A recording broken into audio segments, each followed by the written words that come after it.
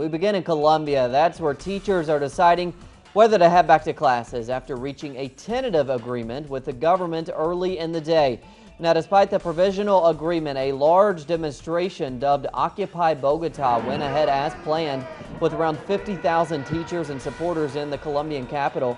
The government increased its wage increase offer from 10% to 12% to end the strike. Some are still not happy with that proposed deal. We are annoyed because a raise of 12% is nothing. It is only the beginning. We are protesting for teachers' dignity in Colombia. We are supporting this because it not only affects salaries or teachers' quality of life, the education system is at stake here. And the teachers were planning to meet after that demonstration that you saw there. For the latest, we're going to turn live now to our correspondent, Natalia Margarita. She joins us over the phone from Bogota.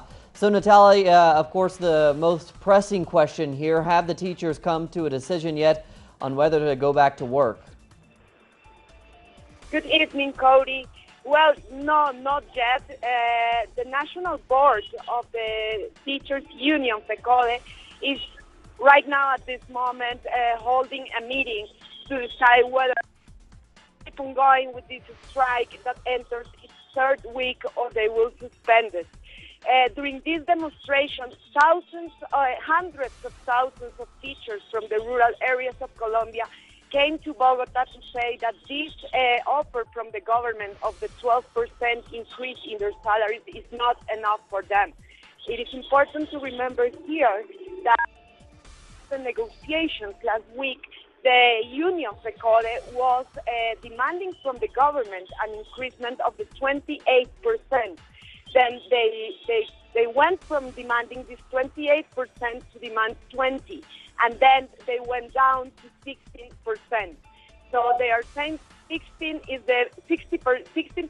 is the minimum that they will accept from the government in the increasement of their salaries. But beyond the issue of the salaries, it's also the fact that teachers are demanding, in general, a better budget for education, saying that it is not just an issue of the salaries, but that beyond that is the lack of proper infrastructure, especially in the rural regions, the lack of proper budget, enough budget for giving food to the children while they are in the schools.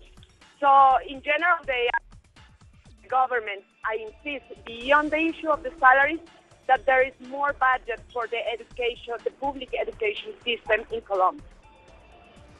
All right, thanks, Natalia. We also want to go to this report that Natalia filed previously as part of our ongoing coverage. Public school teachers have entered their third week of a nationwide strike demanding significant improvements for public education. As part of the negotiations, the teachers' union FECODE went from demanding a 28% of salary increase to a 16%, while the government has offered a 12%. It is important to clarify that the 12% increase will be deferred in the next 4 years, meaning that in reality, what the government is offering is just a 3% increase per year. While the negotiations keep on unfolding, thousands of teachers from all across Colombia came to the capital, Bogota, to demonstrate against the precarious conditions of education, especially in the rural areas of the country. There are even mice in the classrooms. Desks are cracked, as well as the toilets and the kitchen. While those conditions are unacceptable for a public school, the government dares to say that we are only struggling for salaries. It's not just about salaries. Coming from La Guajira, a region where Colombian children have been dying from malnutrition, teacher Fabio insists that the problem of children's education goes much further than just salaries. It is true that we are struggling for a wage leveling, but we are mainly struggling for an increase of the GDP budget, which guarantees the financing of a public education system with preschool, feeding, transportation, and in general dignified conditions for children's education in Colombia.